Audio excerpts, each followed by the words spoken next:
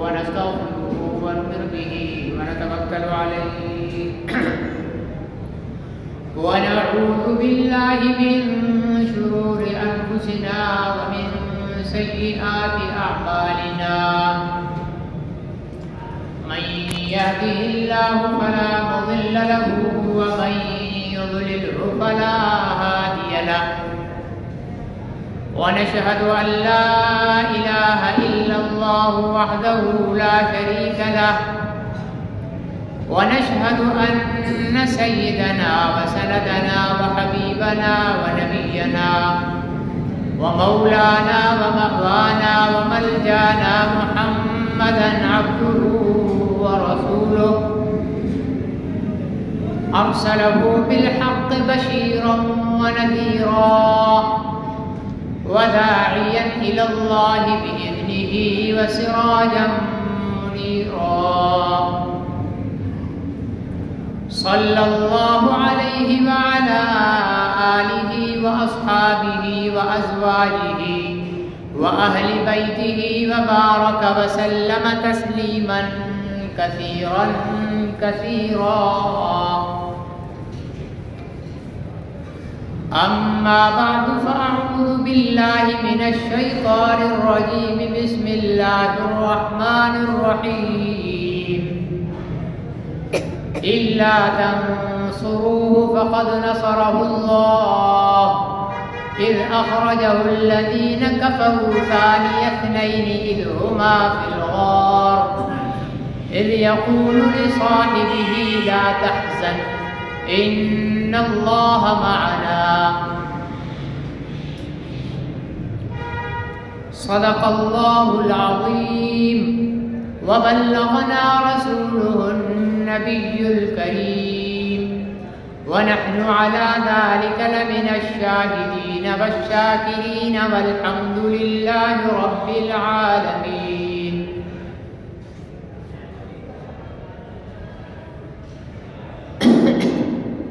محترم بزرگوں اور بھائیوں، ماہ جمادی الثانی پیچھے تاریخ ہے.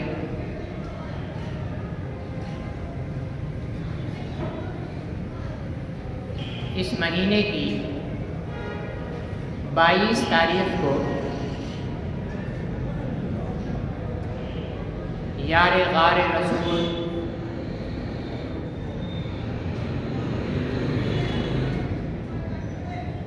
خلیفہ بلا فصل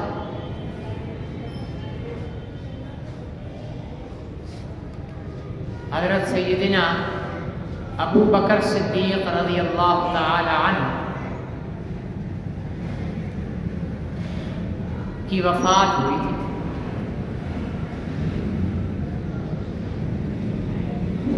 اس مناسبت سے صدیق اکبر رضی اللہ تعالی عنہ کی فضیلت اور آپ کے خصوصی اعزازات سے متعلق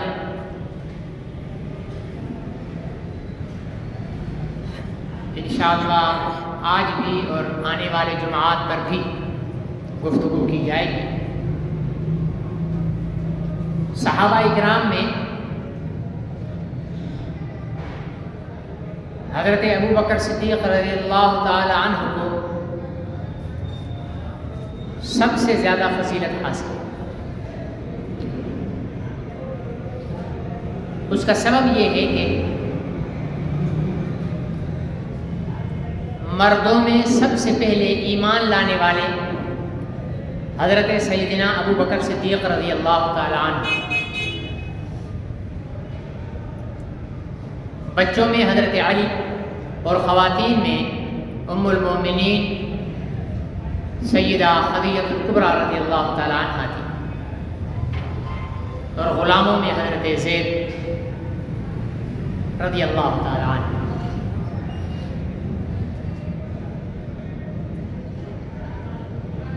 اہل سنت والجماعت کے سوچ اور عقیدے اور نظریے کے مطابق انبیاء علیہم السلام کے بعد پوری انسانیت کے اندر حضرت سیدنا ابو بکر صدیق رضی اللہ تعالی عنہ کو بلند مقام حاصل ہے. افضل البشر بعد الانبیاء بالتحقیق سیدنا الصدیق رضی اللہ تعالی عنہ. یہ اعزاز ہے حضرت ابو بکر صدیق رضی اللہ عنہ. پھر حضرت ابو بکر صدیق رضی اللہ تعالیٰ عنہ کی بہت ساری چیزیں حضور علیہ السلام کے ساتھ مطابقت رکھتی ہیں.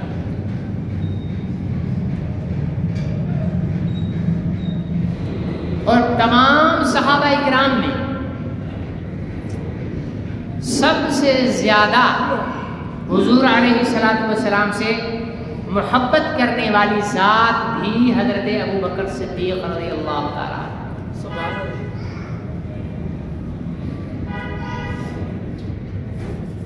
اور کسی بھی انسان کو اللہ کی طرف سے بلند مقام محبت رسول کی گہرائی اور پختگی کی بنیاد پر ملتا ہے. میں نے پہلے جمعات میں بھی عرض کیا تھا کہ صحابہ اکرام رضوان اللہ علیہم اجمعین کو اللہ تعالیٰ نے جو مقام عطا فرمایا ہے وہ ان کے اعمال کی وجہ سے نہیں ہے کہ زیادہ نمازیں پڑھ لی، زیادہ روزے رکھ لیے، زیادہ حج کر لیے، زیادہ زکاتیں دے دی، جہاد کر لیا، تبلیغ کر لی. نہیں، حضور علیہ السلام نے صحابہ اکرام کی باقی امت پر فضیلت کو یوں بیان فرمایا کہ میرا صحابی ایک مٹھی جو اللہ کے راستے میں صدقہ کرے، ایک مٹھی جو، اور بعد میں آنے والا میرا امتی احد پہاڑ کے برابر سونا اللہ کے راستے میں صدقہ کرے. فرمایا کہ میرے صحابی کے مٹھی جو کے برابر ان کا سونا نہیں پہنچ سکتا. حالانکہ مٹھی جو کیا حیثیت رکھتا ہے احد پہاڑ کے برابر سونے کی. مٹھی جو مٹھی سونے سے بھی قیمتاً کم ہے، لیکن فرمایا کہ میرے صحابی نے جو اللہ کے راستے میں ایک مٹھی جو صدقہ کیا ہے، بعد میں آنے والا میرا امتی احد پہاڑ سونا صدقہ کر دے تب بھی میرے اس صحابی کے ثواب کو نہیں پہنچ سکتا. اور اللہ تعالیٰ نے صحابہ اکرام کو اتنا بلند مقام عطا فرمایا کہ فرما دیا قرآن پاک کے اندر فَإِنْ آمَنُوا بِمِثْلِ مَا آمَنْتُمْ بِهِ فَقَدْ اهْتَدَوْا وَإِنْ تَوَلَّوْا فَإِنَّمَا هُمْ فِي شِقَاقٍ. قیامت تک آنے والے انسانوں کے لیے معیار ایمان بنا دیا، ایمان کا پیمانہ بنا دیا. ہمارے ہاں پیمانے ہوتے ہیں وزن تولنے کے لیے، ٹھیک ہے نا، پیمائش کرنے کے لیے کہ یہ جی 1 لیٹر کا پیمانہ ہے، یہ 1 کلو کا پیمانہ ہے، یہ 1 میٹر کا پیمانہ ہے. ٹھیک ہے نا، پیمانہ مطلب جس سے تول کیا جا سکے. تو ہر ایک چیز کا پیمانہ ہے. اب 1 کلو کا پیمانہ بنا دیا، اب اس کو آپ ترازو کے ایک پلڑے میں رکھ دو، دوسری طرف سے دودھ اس کے برابر ہوگا تو دودھ 1 کلو ہو جائے گا. چینی ڈالو گے تو چینی 1 کلو ہو جائے گی، گندم ڈالو گے تو گندم 1 کلو ہو جائے گی. ایسا نہیں ہوگا کہ یہاں سے تو 1 کلو کا بٹا ہو، اس طرف سے ڈالیں گے تو 2 کلو ہو جائے. اب 1 کلو جہاں بھی جانچنا ہے کہ یہ 1 کلو ہے نہیں ہے تو 1 کلو کے بٹے کے ساتھ پیمائش کی جائے گی، تولا جائے گا، وزن کیا جائے گا. 1 لیٹر کی بوتل کے ساتھ پیمائش کی جائے گی، وزن کیا جائے گا کہ ہاں اس میں 1 لیٹر پانی ہے. اچھا کیسے ہے جی؟ یہ 1 لیٹر کی بوتل ہے. صحابہ کرام رضوان اللہ علیہم اجمعین کو اللہ تعالیٰ نے قیامت تک کے لیے، آنے والے تمام انسانوں کے لیے معیار ایمان بنا دیا کہ اب اگر تم لوگوں نے اپنے ایمان کو پرکھنا ہے تو صحابہ کرام کے ایمان کے ساتھ پرکھ لو. ظاہر ہے صحابہ اکرام رضوان اللہ علیہم اجمعین کے ایمان جیسا ایمان تو ہم میں سے کسی کا نہیں ہو سکتا. ہم ان کے پیٹ کی خاک کو بھی نہیں پہنچ سکتے ایمان میں، لیکن طرز عمل، نقش قدم وہی ہو، سمت وہی ہو، اسی سمت میں ہو، اسی نقش قدم پر ہو. اس کی مثال یوں سمجھ لیجیے کہ ہم نے ٹنڈو آدم سے کراچی کا سفر کرنا ہے. اب کراچی کا سفر کرنے کے لیے ہمارے پاس تیز رفتار ترین سواری جو ہے وہ ہے جہاز.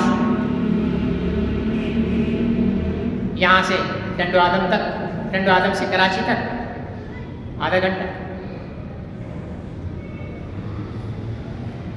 اپنی گاڑی میں، کار میں جائیں گے، تیز رفتار چلائیں تو 3 گھنٹے. کوچ پر سفر کریں گے تو 4 گھنٹے.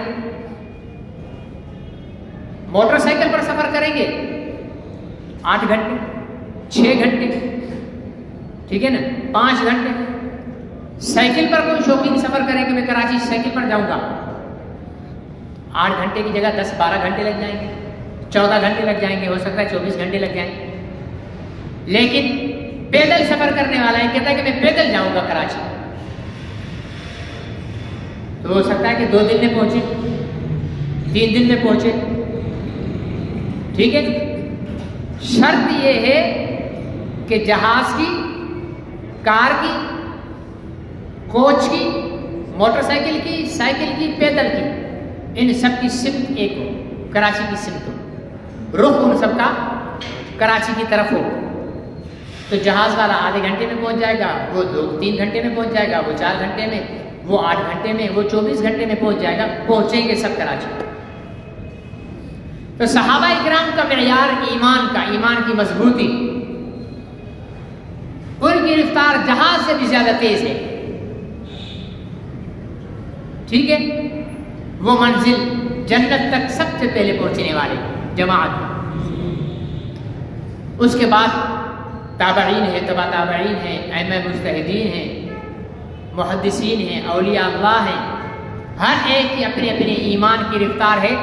اب ہم بے شک پیدل چلنے والوں میں بھی نہ ہوں، ہم گھٹنوں پہ چلنے والوں میں شمار ہوں، یا پیٹ کے بل گھسٹ کر چلنے والوں میں شمار ہوں، لیکن صرف اگر صحابہ اکرام رضوان اللہ علیہ اجمعین کی ہوگی تو ہم منزل پر پہنچیں گے اور وہ ایمان ہمارا قبول ہوگا.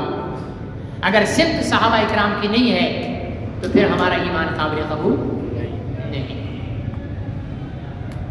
اب یہ مقام صحابہ کو، جیسا کہ میں نے شروع میں عرض کیا کہ یہ صحابہ کو کیوں ملا مقام؟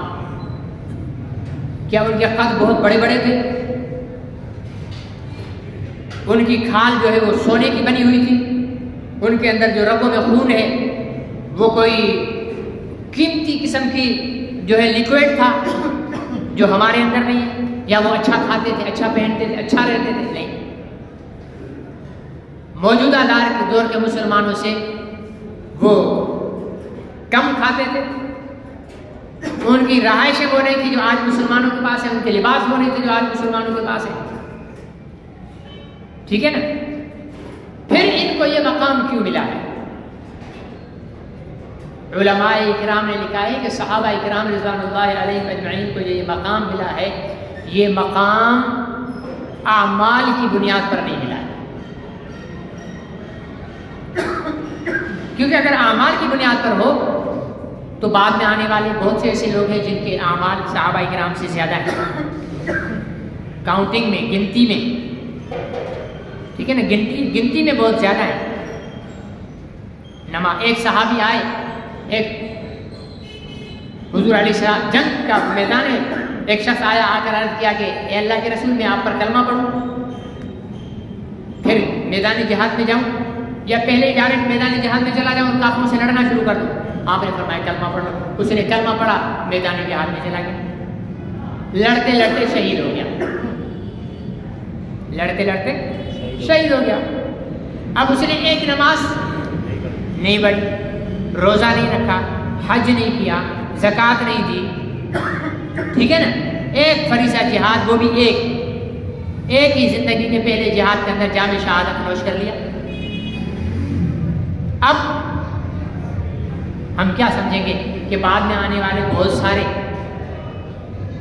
اگر گنتی دیکھی جائے تو ہماری نمازیں ہی بہت زیادہ ہیں، صرف گنتی دیکھی جائے، اخلاص سے بے شک خالی ہو، ٹھیک ہے نا، خشوع و خضوع سے خالی ہو، لیکن گنتی کے اعتبار سے تو ہماری نمازیں ہیں۔ لیکن اس صحابی کے پیر کی خاک تک بھی کوئی نہیں پہنچ سکتا۔ کیوں؟ اس لیے کہ حضور علیہ الصلوۃ والسلام سے صحابہ اکرام کو خصوصی محبت تھی، ہم چاہ کر بھی وہ محبت حضور علیہ الصلوۃ والسلام سے نہیں کر سکتے، ہم کوشش کے باوجود بھی حضور علیہ الصلوۃ والسلام سے وہ محبت نہیں کر سکتے جو صحابہ اکرام رضوان اللہ علیہ اجمعین حضور علیہ السلام سے کرتے تھے۔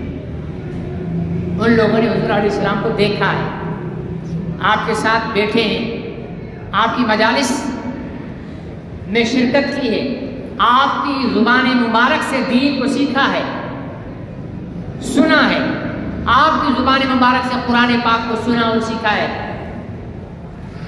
تو وہ صحابہ اکرام کا جو مقام ہے انہوں نے دیکھ کر محبت کی ہے، تو ان کی محبت کو ہم نہیں پہنچ سکتے، اس لیے صحابہ اکرام کو اللہ تعالیٰ نے سب سے بلند۔ پھر صحابہ اکرام میں جس صحابی کو سب سے زیادہ حضور علیہ السلام سے محبت تھی، اللہ نے اسے سب سے بلند مقام عطا فرمایا، اور وہ تھے سیدنا ابو بکر صدیق رضی اللہ کہ سب سے پہلے حضور علیہ السلام کے خلیفہ بنے۔ حضور علیہ السلام کی وفات 63 سال میں ہوئی، سیدنا صدیق اکبر کی وفات 63 سال میں۔ حضور علیہ السلام کے صرف خلیفہ نہیں ہیں، آپ کے سسر ہیں، اور صرف سسر نہیں ہیں، آپ کے بہت گہرے اسلام سے پہلے ہی دوست ہیں، اور حضور علیہ السلام کی طرف سے صدیق کا لقب ملا ہے، سچا، ٹھیک ہے نا، جس کے لیے نبی پاک صلی اللہ علیہ وسلم فرما دیں گے یہ سچا ہے تو اسے تو جھوٹ کا گمان ہو ہی نہیں سکتا۔ اور پھر یہ واحد ہیں، باقی جتنے ایمان لانے والے ہیں، کسی نے کوئی معجزہ دیکھا حضور علیہ السلام کا، کوئی سوال کیا، اس کے بعد ایمان لائے، حضرت ابو بکر صدیق رضی اللہ تعالیٰ عنہ نے بغیر کسی سوال، بغیر کسی معجزے کے، صرف آپ کے کہنے پر ایمان لایا کہ ابو بکر میں مجھے اللہ نے نبوت عطا فرمائی ہے۔ فرمایا کہ پھر میرے لیے کیا حکم ہے؟ فرمایا کہ ایمان لیا، فرمایا اشہد ان لا الہ الا اللہ واشہد ان محمد رسول اللہ۔ دیری نہیں لگائی، نبوت کیا ہوتی ہے، کیسے ہوتی ہے، آپ کو نبی بنایا گیا تو آپ کے پاس نبی ہونے کا کوئی ثبوت ہے، کوئی دلیل ہے، کوئی معجزہ ہے، دکھاؤ، نہیں، فوراً اسلام لے آئے۔ حضور علیہ السلام جب معراج پر تشریف لے گئے تو جب واپس آئے، تقریباً صرف 7ویں آسمان تک 7000 سال کا سفر ہے، 7ویں آسمان تک زمین سے 7000 سال کا سفر ہے، اور حضور علیہ السلام پلک جھپکتے میں واپس آئے، اتنی جلدی واپس آئے کہ وضو والا پانی ابھی بہہ رہا تھا، آپ کا بستر ابھی گرم تھا، آپ نے جو دروازہ کھول کر کنڈا چھوڑا تھا تو وہ کنڈا ہل رہا تھا، اتنی جلدی حضور علیہ السلام واپس آئے، اور آ کر جو ہے وہ قریش مکہ سے کہا کہ میں اللہ تعالیٰ نے مجھے سیر کرائی ہے، 7واں آسمان، جنت، جہنم، انبیاء علیہ السلام سے ملاقات، سدرۃ المنتہا، عرش معلیٰ، اللہ سے ملاقات، ہم کلام، اللہ کا دیدار۔ تو ابو جہل جو ہے اس نے جب یہ سنا، ابو جہل کا نام ابو جہل نہیں ہے، یہ اس کی پھٹکار، اس کی حضور کی دشمنی کی وجہ سے ابو جہل مانا جہالت کا باپ، اس کا نام ہے عمر ابن حشام، اس کا نام ہے، تو کہتے ابو جہل، اس نے جب دیکھا، کیونکہ اس نے حضور علیہ السلام کی دشمنی میں انتہا کر دی تھی، تو آپ صلی اللہ علیہ وسلم نے اس کو ابو جہل کا خطاب دیا، اور ایسا مشہور ہوا کہ دنیا کی اکثریت کو ابو جہل ہی پتہ ہے، اس کا اصل نام نہیں معلوم۔ تو ابو جہل سیدھا حضرت ابو بکر صدیق کے گھر گیا اور دروازہ بجا کر حضرت ابو بکر صدیق رضی اللہ تعالیٰ عنہ کو بلایا اور پوچھا کہ کیا کوئی شخص رات کے ایک حصے میں مسجد حرام سے بیت المقدس تک سفر کر سکتا ہے اور وہاں سے واپس بھی آ جائے؟ ابو جہل نے کہا نہیں، عقل نہیں مانتی۔ مسجد حرام اور بیت المقدس کا عمومی اس دور کا سفر 1 مہینے کا تھا، 1 مہینے کا سفر تھا، 1 مہینے کا سفر ہے۔ عام آدمی اس دور کی سواری پر، اونٹ گھوڑے پر اگر سفر کرے تو مسجد حرام سے مکہ سے بیت المقدس تک 1 مہینے کا سفر تھا۔ حضرت ابو بکر صدیق نے فرمایا کہ نہیں، عقل نہیں مانتی۔ اچھا، اس سے بھی بڑی بات، کیا ایسا ہو سکتا ہے کہ کوئی آدمی پہلے آسمان تک جائے اور جلدی سے واپس آ جائے؟ فرمایا نہیں۔ کب پہلا آسمان میں، دوسرا، تیسرا، چوتھا، 5واں، 6واں، 7واں، 7 آسمانوں سے گھوم پھر کر واپس آ جائے ایک پل جھپکتے میں؟ ابو بکر صدیق نے فرمایا کہ نہیں، عقل اس چیز کو تسلیم، عقل تسلیم نہیں کرتی۔ تو آج کل بھی جو عقل کے گھوڑے دوڑاتے ہیں نا، وہ حضور علیہ السلام کے معراج کا انکار کرتے ہیں، کہتے ہیں ایسے کیسے ہو سکتا ہے، اس میں تو پتہ نہیں وہ کون سی اوزون گیس ہے، پتہ نہیں فلانی چیز کی تہ ہے، بیچ میں ایک آگ آتی ہے اور اتنے حصار ہیں، تو کیسے؟ بھائی اس کائنات کا نظام اللہ نے بنایا ہے، وہ گیسیں، وہ آگ، وہ سارا کچھ مان لے تو اللہ نے رکھا ہے۔ جب اللہ خود بلا رہے ہیں تو ہر چیز کو خود ہٹانے والے ہیں، یہ تو کوئی بات نہیں۔ تو ابو لہب نے جب اس سے پوچھا، ابو جہل نے پھر تسلی کی کہ دیکھو سچ بول رہے ہو نا، مکر تو نہیں جاؤ گے،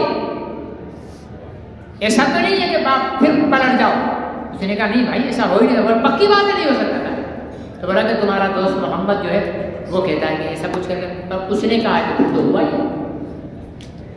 اس نے کہا ہے تو پھر تو ہوا ہی، اس لیے کہ یہ تو ایک دفعہ کا کہہ رہے ہیں نا، میں تو اس سے زیادہ مان چکا ہوں کہ یہ سارا سفر دن میں کئی بار فرشتہ اللہ کا یہ سفر کر کے آتا ہے میرے نبی کے پاس وحی لے کر، تو اگر ایک دفعہ نبی چلے گئے تو کون سی بڑی بات ہے، اس میں تو کوئی اعتراض کی بات ہی نہیں۔ اس لیے بنا حیل و حجت کے، بغیر بحث و مباحثے کے، ٹھیک ہے نا جی، فی الفور حضور علیہ السلام کی بات کی تصدیق کر دینا۔ اللہ رب العزت نے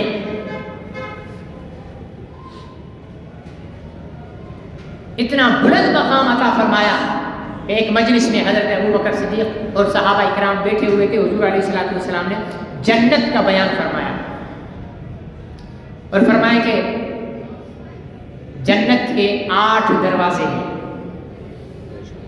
روزے داروں کا ایک دروازہ ہے، شہیدوں کا دروازہ ہے، نمازیوں کا دروازہ ہے، ہر ایک دروازہ ایک ایک عمل کے ساتھ مختص ہے۔ 8 دروازے ہیں جنت کے، نمازیوں کو نماز کا دروازہ، شہیدوں کو شہیدوں والا دروازہ، روزے داروں کو روزے داروں کا والا دروازہ بلائے گا۔ تو حضرت ابو بکر صدیق رضی اللہ تعالیٰ عنہ نے عرض کی کہ یا رسول اللہ صلی اللہ علیہ وسلم، آپ کی امت میں کوئی ایسا خوش نصیب بھی ہے جس کو بیک وقت 8 دروازے بلائیں اپنی طرف؟ نمازی کو نماز والا دروازہ بلائے گا، حاجی کو حج والا، روزے دار کو روزے والا، شہیدوں کو شہید والا دروازہ بلائے گا، لیکن کیا کوئی ایسا خوش نصیب بھی ہے جو ایک وقت میں سارے دروازے اسے بلائیں اپنی طرف؟ آپ صلی اللہ علیہ وسلم نے فرمایا کہ ہاں، میری امت میں ایسا خوش نصیب ایک انسان ہے اور وہ تم، ابو بکر صدیق۔ وہ کون ہے؟ ابو بکر صدیق۔ حدیث شفاعت کے اندر طویل حدیث ہے، اس میں ایک بات یہ آتی ہے کہ جب 50,000 سال کا دن ہوگا، نفسی نفسی کا عالم ہوگا، اس وقت جب حضور علیہ السلام، ایک ہوگی حضور علیہ السلام کی شفاعت کبریٰ، شفاعت کبریٰ مانا بڑی شفاعت جو ہر مسلم اور کافر کے لیے ہوگی، ایک ہوگی شفاعت صغریٰ جو مسلمانوں کے لیے شفاعت۔ سب شفاعت کبریٰ کیا؟ 50,000 سال کا دن ہوگا، سورج نیچے ہوگا، گرمی، تپش، آگ، کوئی سایہ نہیں ہوگا، تو سب یہ کہیں گے کہ اللہ تعالیٰ اس سختی کو ختم کرے اور فوراً حساب کتاب شروع کرے، فوراً حساب کتاب شروع کرے۔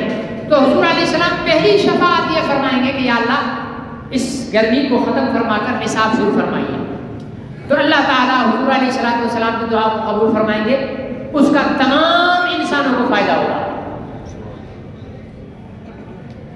اس لیے حضور علیہ السلام کافۃ للناس، تمام انسانوں کے لیے، صرف مسلمانوں کے نبی نہیں ہے، کافروں کے بھی نبی ہے۔ یہ ان کی بدبختی ہے کہ وہ نہیں مانتے ہیں، لیکن ہمارے آقا جو ہیں وہ ہر انسان کے نبی ہیں، ہر جاندار کے نبی ہیں، ہر غیر جاندار کے نبی ہیں۔ تو اللہ تعالیٰ حضور علیہ السلام سے پوچھیں گے کہ حساب کس سے شروع کروں، حساب کس سے شروع کروں؟ بڑی بات ہے نا، اللہ کی عدالت ہے، اربوں کھربوں انسان ہیں، اب ان میں سے کس انسان سے حساب شروع کیا جائے؟ وہ انسان کو جو جگر والا ہونا چاہیے نا، جو سب سے پہلے اللہ کی عدالت میں پیش ہو۔ حضور علیہ السلام نے فرمایا کہ میں ابو بکر صدیق کا ہاتھ پکڑ کر اللہ کی عدالت کے کٹہرے میں کھڑا کر دوں گا، یا اللہ اس سے حساب شروع کرے۔ حضرت ابو بکر صدیق رضی اللہ تعالیٰ عنہ پر اللہ کی جب نظر پڑے گی تو اللہ تعالیٰ کا تمام غیظ و غضب، غصہ ٹھنڈا پڑ جائے گا، اور فرمائیں گے کہ اس سے میں کیا حساب لوں جس نے سارا کچھ آپ پر قربان کیا ہے۔ بغیر حساب کے جنت میں جانے کا حکم ہوگا۔ تو یہ مقام ہے حضرت ابو بکر صدیق، کیسے ملا؟ حضور علیہ السلام کو محبت سے ملا۔ حضرت یوسف علیہ السلام پر تہمت لگی، زلیخا نے لگائی، اللہ تعالیٰ نے ایک بچے کے ذریعے حضرت یوسف علیہ السلام کی گواہی دلوائی اور پاک دامنی بیان فرما دی۔ پیغمبر کی ماں حضرت مریم علیہ السلام پر تہمت لگی جب وہ عیسیٰ کو گود میں لے کر باہر آئیں، تو انہوں نے کہا کہ یہ کیا، تم تو پاک دامن تھی، یہ بچہ کہاں سے آیا؟ تو حضرت عیسیٰ علیہ السلام وہی گود میں بول پڑے، انی عبد اللہ، میں اللہ کا بندہ ہوں، آتانی الکتاب، مجھے کتاب عطا کی گئی ہے۔ تو جب بچہ بولا گود سے تو حضرت بی بی مریم کی پاک دامنی ثابت کر، یوسف علیہ السلام کے حق میں گواہی دلوائی، بی بی مریم کے حق میں گواہی دلوائی بچوں کے ذریعے، اور ادھر اسی صدیق اکبر کی بیٹی حضرت ابو بکر صدیق کی بیٹی ہیں، جانتے ہیں نا، آپ کی اور میری ماں سیدہ طاہرہ طیبہ صدیقہ عائشہ رضی اللہ تعالی عنہا جنگ کے سفر سے واپس آ رہے تھے، تو اس دور میں خواتین کے لیے کجاوا ہوتا تھا جو اونٹ پر رکھتے تھے، ایک چھوٹا سا کمرہ ٹائپ ہوتا تھا، کیبن ٹائپ ہوتا تھا جو اونٹ کے اوپر رکھ دیا جاتا تھا، اس کے اندر عورت بیٹھتی تھی۔ حضرت عائشہ صدیقہ رضی اللہ تعالی عنہا قضاء حاجت کے لیے چلی گئی، پیچھے سے اعلان ہوا کہ بھائی اٹھو۔ حضرت عائشہ جسمانی اعتبار سے بہت کم وزن اور نحیف تھی، کم عمر بھی تھی اور نحیف بھی تھی، تو صحابہ جو کجاوا اٹھانے والے تھے انہیں محسوس ہی نہیں ہوا کہ اندر اماں جی ہیں یا نہیں ہیں؟ اماں جی ہیں یا نہیں ہیں؟ محسوس ہی نہیں ہوا، کیونکہ حضرت عائشہ اتنی چھوٹی تھی کہ جب حضور علیہ السلام کی وفات ہوئی ہے تو آپ کی عمر صرف 18 سال تھی۔ حضور علیہ السلام کی وفات کے وقت آپ کی عمر 18 سال تھی، اور 9 سال کی عمر میں حضرت عائشہ صدیقہ رضی اللہ تعالیٰ عنہ کا نکاح ہوا۔ تو کجاوا اٹھایا، رکھ دیا، قافلہ چل پڑا۔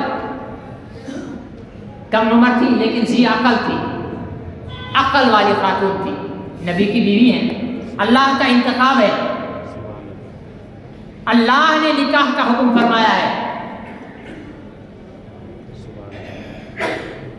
جب آئیں تو دیکھا قافلہ جا چکا ہے، تو کیا کیا کہ وہیں پر ایک طرف ہو کر چادر لے کر لیٹ گئے۔ حضور علیہ السلام کا یہ طریقہ کار تھا کہ جب بھی قافلہ ہوتا تھا تو کچھ کلومیٹر کے فاصلے پر ایک صحابی کو رکھتے تھے کہ جب تم پیچھے فاصلے کے ساتھ آتے رہو، گری پڑی چیزیں، کسی کی کوئی گر گئی ہو چیز تو تم اٹھا کے آتے رہو۔ انہوں نے جب دیکھا کہ خاتون کوئی ہے تو انہوں نے زور سے جو ہے وہ انا للہ و انا الیہ راجعون کا، تو حضرت عائشہ اٹھ کر بیٹھ گئی۔ اس صحابی رسول نے اونٹ بٹھایا، حضرت عائشہ صدیقہ کو اپنے اونٹ پر مہار پکڑی پیچھے۔ وہ قافلہ مدینہ منورہ پہنچ چکا تھا۔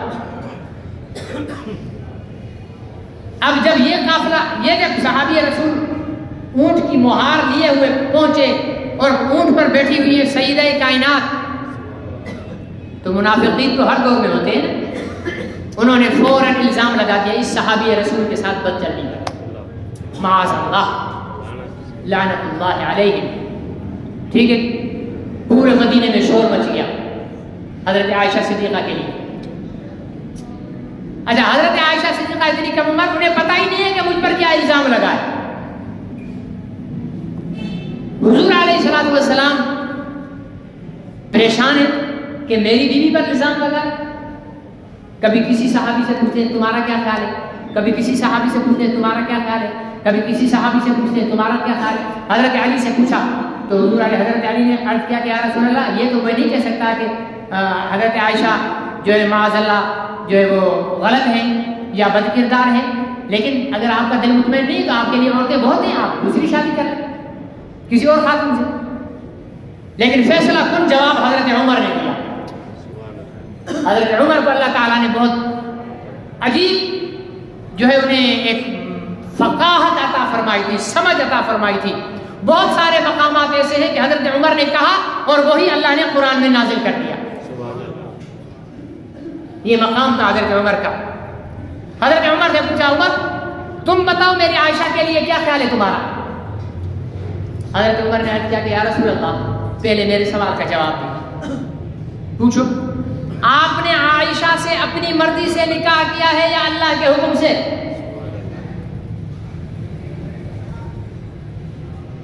آپ نے اپنی مرضی سے نکاح کیا ہے یا اللہ کے حکم سے؟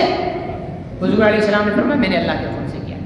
فرمایا کہ بس پھر میری رائے یہ ہے کہ اللہ اپنے نبی کے لیے کسی بد چلن عورت کا انتخاب نہیں کرتے۔ کتنی صاف ستھری بات فرمائی، 2 اور 2 4 والی بات فرمائی کہ اللہ اپنے نبی کے لیے کسی بد کردار عورت کا انتخاب نہیں کر سکتے۔ عائشہ صدیقہ پاک ہے۔ 1 مہینے تک یہ مدینہ میں شور چلتا رہا۔ پھر سورہ نور کی آیات اتری، سورہ نور کی آیات۔ جب حضرت عائشہ کو جب پتہ چلا تو وہ صدمے سے بیمار ہو گئی۔ آیات جب نازل ہوئی 18 آیات، کتنی؟ 18 آیات قرآن کی۔ حضرت عائشہ فرماتی ہیں مجھے جب پتہ چلا تھا میرے وہم و گمان میں بھی نہیں تھا کہ اللہ تعالیٰ میرے لیے 18 آیات نازل فرمائیں گے۔ میں یہی سمجھتی تھی کہ خواب میں حضور علیہ السلام کو بتا دیا جائے گا کہ آپ کی عائشہ پاک ہے، یا ویسے ہی جبرائیل آ کر بتا دیں گے کہ آپ کی عائشہ پاک ہے، جبرائیل آ کر بتا دیں، قرآن نہ بھی ہو لیکن وہ تو صحیح ہے۔ فرماتی ہیں کہ یہ اللہ نے مجھے اعزاز دیا کہ میری پاک دامنی کے لیے 18 آیات نازل فرمائیں. خود اللہ نے گواہی دی، نہ صرف گواہی دی بلکہ آئندہ کے لیے اصول بنا دیا، اور جنہوں نے شور مچایا تھا ان کو کوڑے لگانے کا حکم دیا. یہ اس ابو بکر صدیق کی کیا ہے؟ بیٹی ہیں، جس نے اپنا سب کچھ نبی پاک صلی اللہ علیہ وسلم پر قربان کیا ہے. یہ اسی ابو بکر صدیق کی بیٹی حضرت ابو بکر صدیق رضی اللہ تعالی. یہ تو بیٹی کی کہانی تھی. خود ابو بکر کی کیا کہانی ہے؟ قرآن پاک میں آیات نازل ہوئی، من ذا الذی یقرض اللہ قرضا حسنا، کون ہے جو اللہ کو قرض دے قرض حسن. بھائی اللہ کو قرض کی ضرورت ہے؟ نہیں ہے. اللہ کو قرض کی ضرورت نہیں ہے، لیکن اللہ تعالیٰ فرما رہا مجھے قرض دے. کیا قرض دے؟ مطلب یہ کہ اللہ کے راستے میں جو بھی تم خرچ کرو گے وہ گویا کہ میرے ذمہ قرض ہے، میں تمہیں قیامت کے دن اس کا بدلہ دوں گا. من ذا الذی یقرض اللہ قرضا حسنا. گھڑی نے گھنٹی بجا دی ہے. انشاءاللہ زندگی رہی تو یہاں سے آگے شروع کریں گے. میں نے شروع میں عرض کیا تھا کہ یہ مہینہ سیدنا صدیق اکبر کے نام ہے، خلیفہ بلا فصل کے نام ہے. ہمارا عقیدہ ہے کہ ابو بکر صدیق خلیفہ بلا فصل ہے. بولے سب بولے جن کا عقیدہ ہے خلیفہ بلا فصل ہے، کہ نبی کے اور ابو بکر کے درمیان کوئی فاصلہ نہیں ہے، بغیر فاصلے کے پہلے خلیفہ ابو بکر صدیق ہیں. اور ہمارا یہ بھی عقیدہ ہے کہ جو ابو بکر کو صدیق اور صحابی نہیں مانتا ہے وہ بولتے نہیں ہو، ڈر رہے ہو. جو بھی سنی نہیں مانے تو وہ کافر، اہل حدیث نہیں مانے تو وہ کافر، بریلوی نہیں مانے تو وہ کافر، دیوبندی نہیں مانے تو وہ کافر، شیعہ نہیں مانے تو وہ بھی کافر. جو ابو بکر کو صحابی نہیں مانتا وہ کافر ہے. کیوں؟ اس لیے کہ ابو بکر کو صحابی اللہ نے قرآن میں کہا ہے، اذ یقول لصاحبہ، جب کہا پیغمبر نے اپنے صحابی سے. اور یہ کافر بھی مانتا ہے کہ ہجرت کے سفر میں نبی کے ساتھ جو صحابی تھا وہ ابو بکر صدیق تھا. اللہ